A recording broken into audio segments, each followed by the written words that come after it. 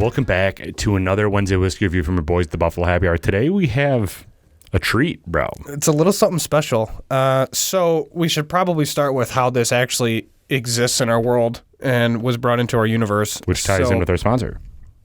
That's what I was going to say, dude. Well, I got you, bro. Oh, my goodness. I do the work so you don't have to. So our sponsor, which is more of a partnership, it's not necessarily a sponsor, is Addie's Fine Wine and Spirits. And they have two stores, except we, I think it's safe to say, live in one location, which is on Transit in good old Billville, a.k.a. Williamsville, New York, right near Neat, next to Wegmans and next to Home Goods. And they have all the things you would need in regarding fine wines, unique fine wines, as well as a great bourbon selection, as well as scotch and other whiskeys and rums and vodkas, etc. But they have allocated options too, which is how this came to be. And we are honored because this isn't even open yet. So we get the first initial tasting pour out of this bottle. Derek is going to dive into all of the specifics behind it. But for us, this is a huge deal because allocations are extremely hard to come by. And then most people hoard these and then resell these in like the bourbon black market. Yeah, basically. Because we're in heart always bootleggers. So it is what it is. But so thank you, Addie's, for this. No doubt. I mean, we're at a loss of words. Yeah. We're actually able to do this now. And download their app if you haven't already. You can go to your app store on your phone and download Addie's Wine and Spirits app. They partner with us for Wednesday Whiskey Reviews to offer 10% off of a bottle of whiskey that we choose for the next week. Obviously, since this is allocated, we're not able to offer you a 10% discount on this because they don't even have it in stock right now because it's gone within like 4 seconds. So we're going to be letting you guys know what product you can get a 10% off discount on at the end of this video. And I'm going to tell you right now, it's a really great product that you should stick around to the end and definitely take advantage of this deal because this is a very, very good product that we're going to offer you in lieu of this Van Winkle 12-year. So we're not doing Stillhouse Mint? No, we are not. Offering 10% after reviewing this bad boy? It'd be wild. There would be a revolution on our page. Are you kidding me? Why? You just reviewed Pappy and you're going to offer 10% on Stillhouse? It's like, all right, relax. So anyway, this all started, okay, I don't even really think that we properly introduced this. This is Van Winkle Special Reserve 12-year Lot B. That is what we're reviewing today. I'm not even going to tell you a price because it really all depends on what liquor store you go to, what person you're buying from or whatever. This is such a unique allocated bottle because it ranges in price anywhere from like $200 all the way up to like $3,000. So do whatever you can to get your hands on this because it is a collector's edition. And we're lucky enough to sip this because normally people don't even open their bottle. But it all started back in 1874 with a guy by the name of Julian Van Winkle. Van Winkle started as a traveling liquor salesman for W.L. Weller and Sons. And in 1915, when William LaRue Weller passed away, Van Winkle and another salesman named Alex Farnsley bought the entire operation and began producing their own whiskey with A.P.H. Stitzel, who were notoriously strict about the quality and the purity of their whiskey. So they wanted to continue to produce their product. And then when Stitzel came around, they're like, listen, we don't do any flavors added. We don't do any color added. We are a pure distillery that wants to put out product as pure as possible. In 1933, Van Winkle became president of the company, and then they merged Stitzel and Weller together, and that's when the company was formed. This time frame is important because Stitzel was one of the only 6 distilleries in the time of 1933 that was able to operate with a medicinal license to create whiskey during the Prohibition. So that's a very important point specifically around that time frame. In 1935, Van Winkle opened his first distillery on the day of the Kentucky Derby, and it was a highly wheated mash bill, which is very unique for this time. A lot of bourbon, as you know, it has to be 51% corn, but normally it's a higher corn percentage, with rye being that secondary flavoring grain. With Van Winkle, and when they started creating this mash bill, it was a very high wheat content. So their product was very sweet compared to everything else on the market at that time. In 1965, Julian, who they called Pappy, Van Winkle, died, and 7 years later, the Stitzel-Weller brands were sold off. In 1972, Pappy's son, who was also named Julian Van Winkle Jr., started the Old Rip Van Winkle brand, which he secured the rights to purchase the barrels to bottle as his own product. So again, another important note, because there's a lot of this type of product around. There's three primary brands that are associated with the Van Winkle family. You have Old Rip Van Winkle, you have Van Winkle Special Reserve, and you have Pappy Van Winkle Family Reserve. So those are the three main ones that are associated with this family. Old Rip Van Winkle is just a brand. There's no distillery associated with it. It's just the brand that they use to market some of their product. And Julian Van Winkle Jr. died in 1981, and his son, you guessed it, Julian Van Winkle III. At that point, can you even change your name? Like, did this dude come out and he's like, I'm Julian Van Winkle III, but I'm going to name my son Fred? It's like, you can't do that. It's very similar to George Foreman, who has like 9 George Foremans under him. At what point can you stop? Are you just going to be like King Arthur the 17th? Like, when can you stop? You just don't. You just don't? No, you can't now. Yeah. It's a thing. I mean, your name's not a bottle. I wouldn't want to change it either. So when Julian Van Winkle Jr. died, his son, the third, took over Old Rip at 32 years old. He continued to contract with United Distillers, who bought the Stitzel-Weller Distillery to create the original wheated formula. Winkle III increased the age, though, from the previously 7 to 8 year product that they used to offer to 10 years, and they liked it around 107 proof. In 1992, Stitzel-Weller ceased operations, which is when Van Winkle III partnered with Buffalo Trace in 2002. And again, this is another very important note when they switched operations. So they partnered with Buffalo Trace to distill their products under the Pappy Van Winkle label. But when Van Winkle Jr. originally was distilling this, they won a lot of accolades, and he was very adamant about getting this paired up with food, going to professional chefs and celebrity chefs and everybody in the area to really solidify the Van Winkle brand under the Stitzel-Weller Distillery.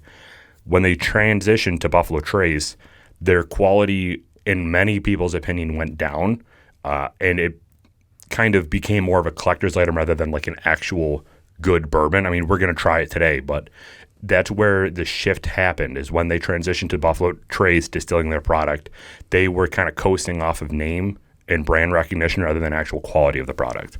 Now, to get to this specific Van Winkle Special Reserve 12-year Lot B, Pappy separates their whiskeys into lots.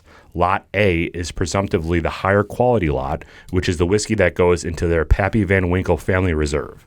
So again, those three lines, you have Pappy Van Winkle Family Reserve, you have Van Winkle Special Reserve, then you have Old Rip. All of the whiskey that doesn't go into the Pappy Van Winkle Family Reserve in Lot A is considered Lot B, which is where this bottle is coming from. So you can assume that this bottle is not going to be as good a quality as a Pappy Van Winkle Family Reserve. Now, in addition to that, and this is where it gets a little bit interesting, especially with people that are diehard, like, allocated product fans, also within Lot B is Weller. Now, all of the Weller products have the same mash bill, the same distillery used to distill any of their products. They use the same barrels, the same age statement, basically the same process. It's just branding at that point. So this is where a lot of people get kind of aggravated or not, like, what's the difference between getting this and Weller? And the difference is that supposedly Julian the 17th or whatever is going to be the next. He's going into the distillery and handpicking the barrels that he wants to blend in to create the Van Winkle Special Reserve. But it's the same product as Weller 12.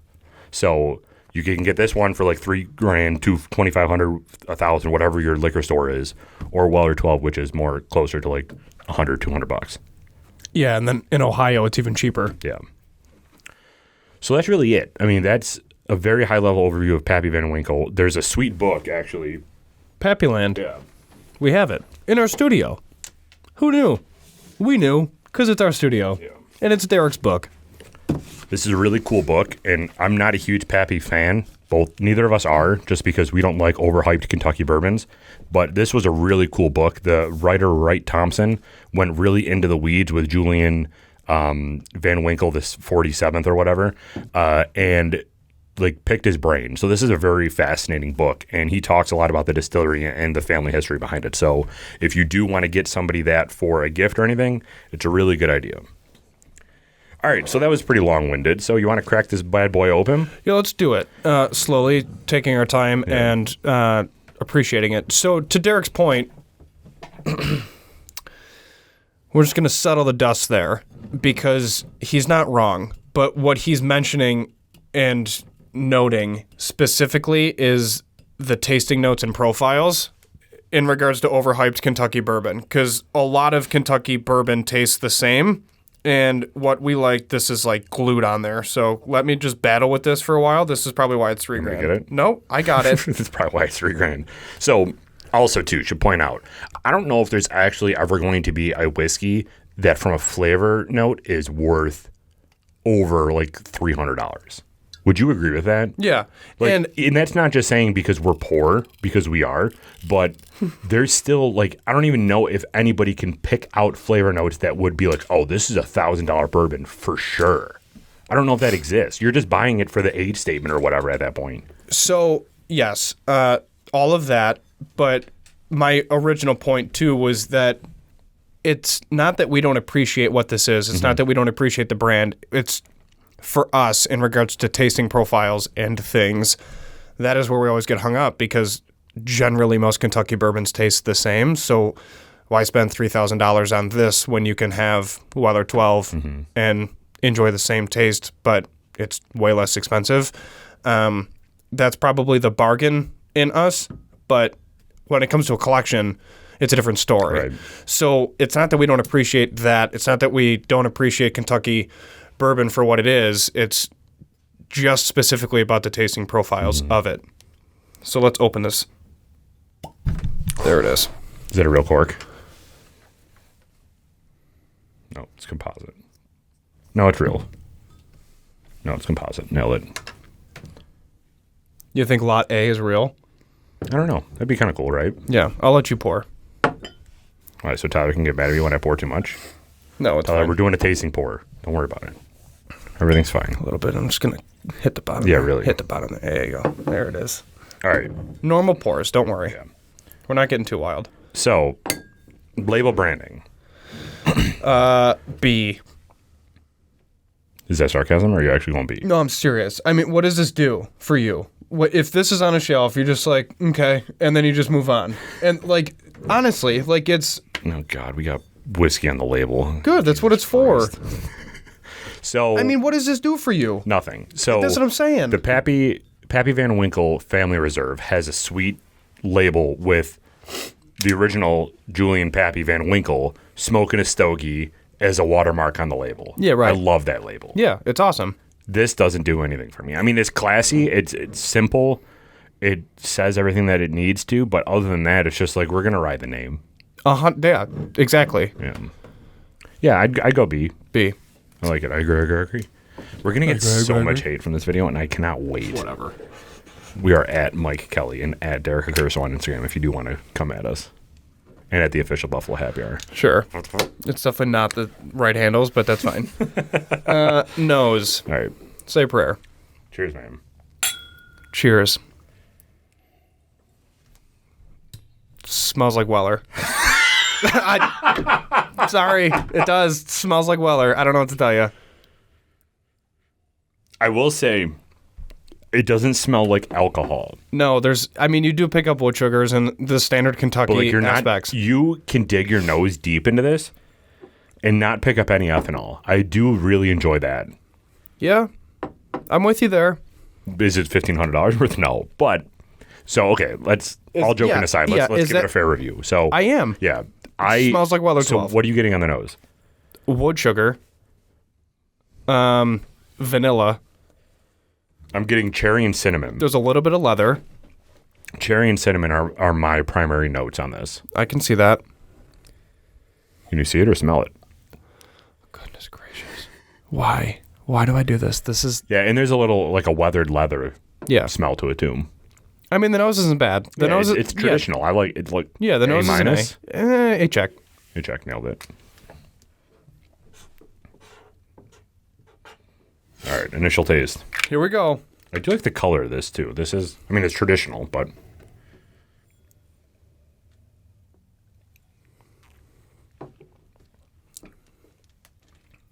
tastes like wealth.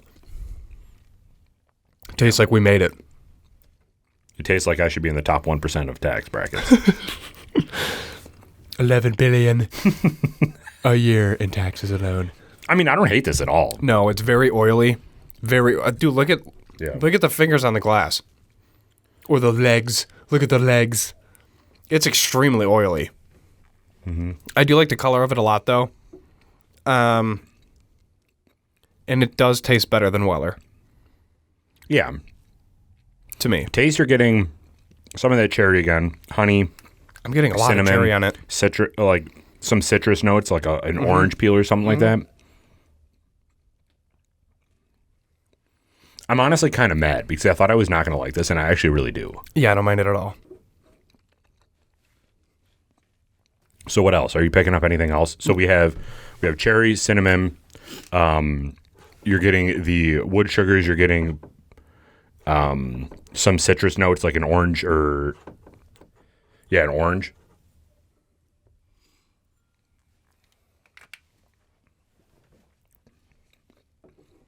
No, you hit it. This would go great in an old fashioned. Just kidding. Oh my God, because you're mad. Although a Van Winkle actually has a cocktail when he drinks it. It does have the traditional notes for an old fashioned. It has the cherry, it has the cinnamon, it has the orange peel, it has the sugar, it has everything in it to go into an old fashioned. There was like a 2-hour documentary I watched about them, and the grandson is at the bar, and he ordered it the same way that his grandpa ordered Pappy when they were out, and the bartender was like disgusted. He's like, no, like that's not true. That's not how you drink this. You have to drink this neat. Like you don't put this in a cocktail. And he's like, okay. He's like, well, I want that, so make that, please. And the bartender did it, and then he paid to close out his tab, gave him his credit card, and the guy just looked at it, and he's just like, by the way, my grandpa, that's how he drank it. And then he's just like, that's awesome, dumbfounded. But yeah, it was. I believe that was on Hulu. Okay, the documentary. I'll send it to you, and then we can drop that in the link. Not a sponsor segment. Yeah. Or it's on YouTube. One of the two. So rating on this. Are you going to go A+? Yeah. Honestly, it's not bad. And it is better than Weller 12. Yeah. A+ is fine for me. I agree.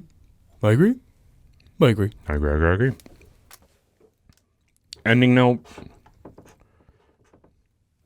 I'm getting like a little butterscotch or some sort of like sweet vanilla.